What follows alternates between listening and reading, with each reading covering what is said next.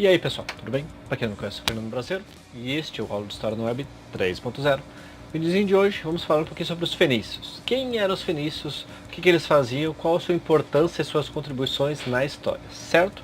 Quem puder deixar o likezinho no vídeo, já agradeço, muito importante dar aquela força. Lembrando, a meta para 2019 é fechar o ano com 1000 inscritos, 1k de inscritos. Estamos com 600 e pouco, vamos dar aquela força, vamos tentar bombar o canal. Temos 400 inscritos para arrumar até dezembro, certo? Muito obrigado, já falei demais e bora pra vinheta.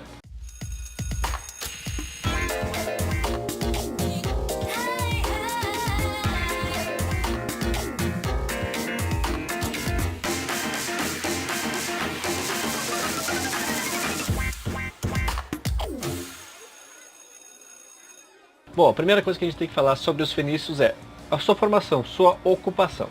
Bom, o seu povoamento começou a partir de 3000 a.C. Povos hábeis, todos eles eram costeiros, então eles tinham grande desenvolvimento em navegações, eram grandes navegadores, principalmente no mar Mediterrâneo, mas a partir dali eles foram se espraiando. A localização precisa é a região litorânea do Levante, que ela hoje atualmente é a Síria, Israel e o Líbano, também tratada como Canaã. É mesmo? Aí no mapinha agora vocês têm uma noção básica, assim, como é que eram as rotas, seu desenvolvimento e os principais produtos. Temos escravos, eram muito poucos, trabalhados como produtos mesmo, até porque naquela época escravo era mais uma classe social, mas na necessidade também se negociavam. Cerâmica, cereais, artigos de metal, espadas, armaduras, utensílios, decoração em vidro, papiro, muito ainda vindo do Oriente, eles repassavam. Produtos têxteis, marfim vindo da África, então assim, muita coisa, era praticamente um entreposto comercial muito bacana e repleto e muito diverso. É verdade. Principais produtos que os próprios fenícios conseguiam produzir para comercializar: azeite, cereais, vinhos, perfumes, algumas joias e pedras preciosas conseguiam a partir da mineração, tapetes, tecidos de lã, essências aromáticas, incensos e também prisioneiros de guerra. Esses prisioneiros de guerra geralmente eram repassados. Por quê? Porque eles não eram um povo guerreiro. Também não eram muito agricultores. Por quê? Porque o solo, apesar de ser litorâneo, era pouco fértil. Então tudo que eles conseguiam fazer de cereais, coisas, eles repassavam à venda. E muita coisa vindo do Oriente para o Ocidente e assim por diante. Eles eram um entreposto onde tudo se tinha, porque de todos os lugares se vinham as coisas. Administrativamente falando, como eram formatados assim os fenícios? Bom, eram várias cidades-estados, cada uma autônoma uma da outra, ou seja, cada uma poderia se organizar da melhor maneira possível.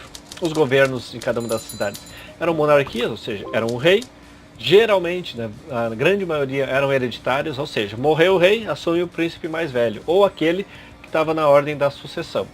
Todos eles praticamente tinham conselhos de anciões, que na verdade eles serviam só para dar um respaldo para o rei. O rei decidiu, o conselho de anciões avaliou que é positivo, tudo acontece. Tinha os aristocratas. Quem eram? Eram os comerciantes. Esses sim giravam em todas as cidades-estado. Eles eram poderosos até certo ponto. Por quê? Porque como a gente tem que lembrar, quem é considerado escolhido divino, ou seja, o rei, ele é o cara que tem que comandar, porque ele é o melhor general, porque o Deus vigente escolheu ele. Então os aristocratas ficavam mais na parte dos negócios, assim. Então assim, eles tinham poder, não chegava a ser econômico, não rolava dinheiro, mas eles tinham o poder da troca, eles tinham influências. E também temos o clero, como sempre, alguém, um sacerdote, enfim, alguém que lida com a religião naquela época, sempre tem algum poder. Qualquer cultura do mundo, tá pessoal? Seja pré-histórica, o cara que desenvolveu o fogo vai dizer que ele é o sacerdote do fogo, ele vai ter poder, e isso em qualquer civilização, em qualquer canto do mundo, seja nos incas, nos maias, nos gregos, nos romanos, nos católicos, enfim, quem detém a palavra da religião ao seu favor é poderoso. E temos também os marinheiros. Os marinheiros fizeram grande contribuição porque fizeram várias rotas e localizando outros povoados para atribuir ainda mais negócios aos fenícios. Isso foi a grande contribuição deles. A primeira grande foi descobrir novas rotas e alavancar o comércio a outro nível. Na agricultura eles trabalhavam primordialmente com cereais, as videiras, oliveiras e palmeiras. Por quê? Porque era o que o solo permitia. Outras culturas não eram tão adequadas aonde eles estavam fixados, então a agricultura não rolava direitinho. A indústria, a gente tem muito comércio, então assim, chega a ter algumas coisas mais supérfluas, tipo adornos, correntes e tudo mais, mas naquela época era importante, vislumbrava aos olhos, assim, alguém, uma mulher, por exemplo, com um colar totalmente de ouro, com pedras preciosas, uma outra que não tem, não chama tanta atenção. Então a gente já sabe que aquele cara que tá com aquela mulher toda penduricada lá, ele tem posses. E era ali que eles conseguiam fazer grandes negócios também. Isso sem falar do comércio, né? Em geral, de tecidos e entre outros perfumes e produtos, enfim, que rolava tudo a partir dos fenícios. Lembra? Associem fenícios com comércio e navegadores. É muito importante isso. Que bom! Não podemos esquecer, é claro, né? Como eles eram uma civilização costeira, o mar era essencial para eles. Grandes navegadores desenvolveram várias técnicas, embarcações, enfim, conhecimento de astronomia, cartografia. Para quem não sabe, cartografia é desenvolvimento de mapas. Então, se você achou uma vila lá do outro lado do mar, mas eu quero vender de novo. Bom, eu vou mapear ela, fazer uma rota direitinho para poder ir e voltar lá tranquilo. Porque senão, depois, achei, não sei mais, posso ter perdido uma grande oportunidade de negócio. E eles nessas cidades faziam entrepostos. O que eram esses entrepostos? Que até posteriormente se tornavam cidades portuárias.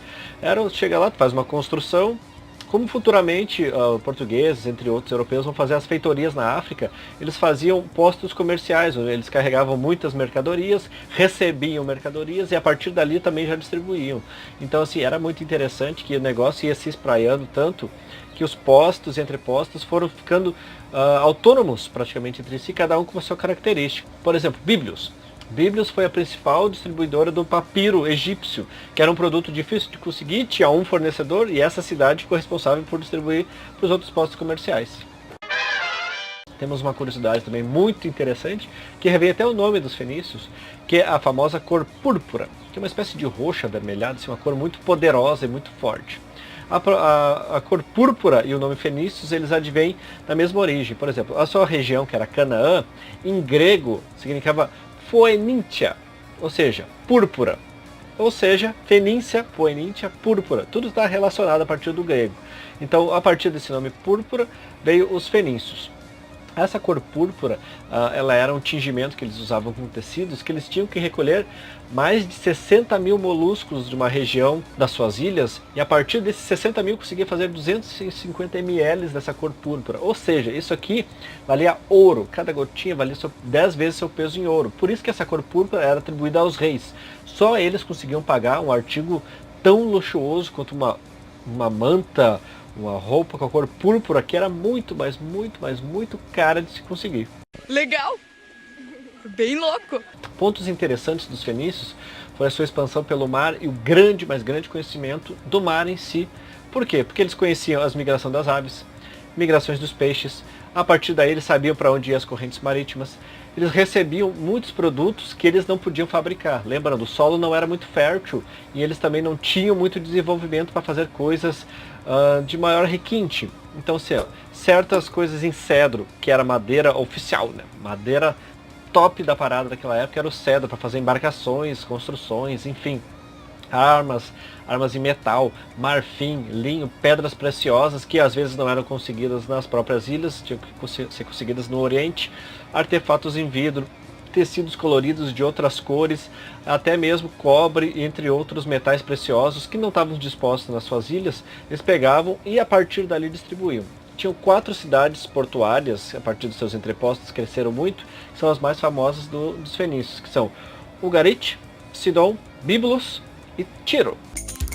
Byblos, como eu já falei, era o principal distribuidor do papiro egípcio, mas eles também trabalhavam muito com madeira. O cedro, ele é comumente usado nas embarcações, por ser uma madeira de muito boa qualidade.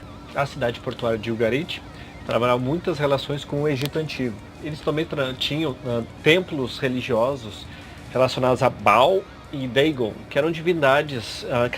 Cada ilha, na verdade, tinha sua divindade, né, específica. Baal era a representação do líder de todos eles, que era muito interessante a sua arquitetura e tal. Presença de várias bibliotecas e escolas de escribas na cidade de Ugarit, ou seja, eles tinham uma preservação muito boa da sua cultura. Por quê? Porque foi a partir do alfabeto fenício que eles conseguiram controlar suas relações comerciais. E os séculos de ouro da cidade foram do século XV ao século XIV a.C. A cidade de Sidon, ela na verdade tem uma peculiaridade, porque ela foi uma das primeiras fundadas 3.000 anos antes de Cristo, mas ela foi destruída e reconstruída diversas vezes por causa da sua posição, porque ela sempre ficava entre as guerras locais.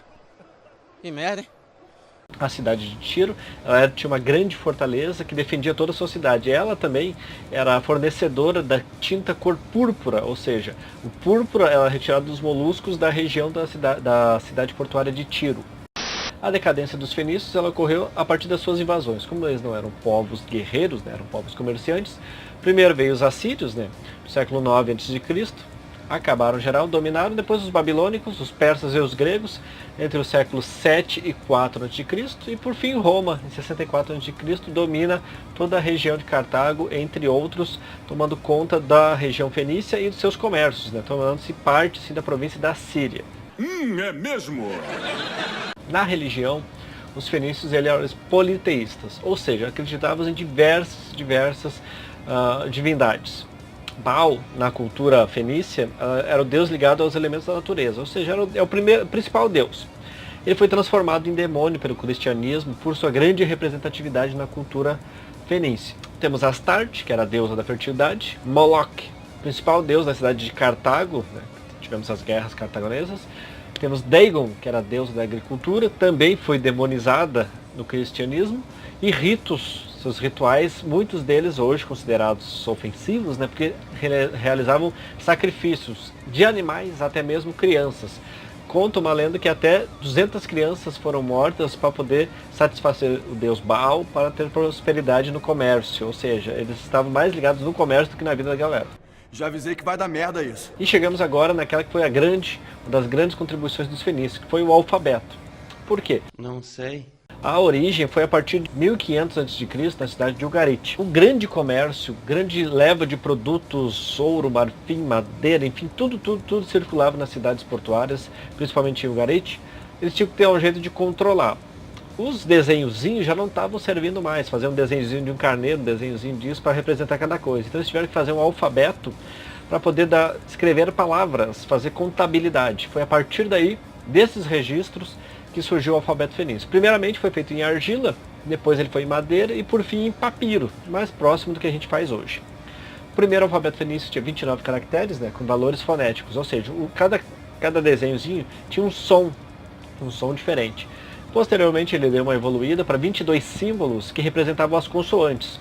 Só que daí o que acontecia? Como não tinha as vogais, o cara que está lendo e vê aquele monte de consoante, ele tinha que interpretar de acordo com o contexto do que está acontecendo e encaixar as vogais ali para saber, para dar um sentido a todas aquelas consoantes soltas nas palavras. Se era alguma relação de comércio, tu sabia o que estava comercializando, era só preencher as lacunas. A partir disso, ler e escrever deixou de ser um privilégio. Se foi investido muito em bibliotecas, em escolas para escribas. Por quê? Porque quanto mais acesso à leitura e à escrita, melhor o desenvolvimento do comércio. É verdade. Quer dizer, às vezes não. E aqui temos um exemplo do alfabeto fenício, só para vocês dar uma visualizada. Não vou me prender muito em mostrar os símbolos e o valor de cada um, mas é mais para vocês terem uma noção de como vai evoluindo o nosso alfabeto até chegar nos dias de hoje. Certo, pessoal? Esse aqui foi o nosso videozinho tiro curto sobre os fenícios, falando um pouquinho da sua formação, principais características, contribuições, religião, administração, enfim, o que eu puder ajudar, certo? Quem puder deixar o likezinho no vídeo, já agradeço. Muito importante dar aquela força. Lembrando que a meta do canal para 2019 é terminar o ano com 1000 inscritos, já estamos nos 610, mais ou menos. Bora bater essa meta. Muito obrigado a todo mundo que assistiu até aqui. Não esqueça de passar também no Retro Games BR 3.0. Lá já passamos de 2.600. A meta é 5. Lá é pesado. Muito obrigado. Até a próxima.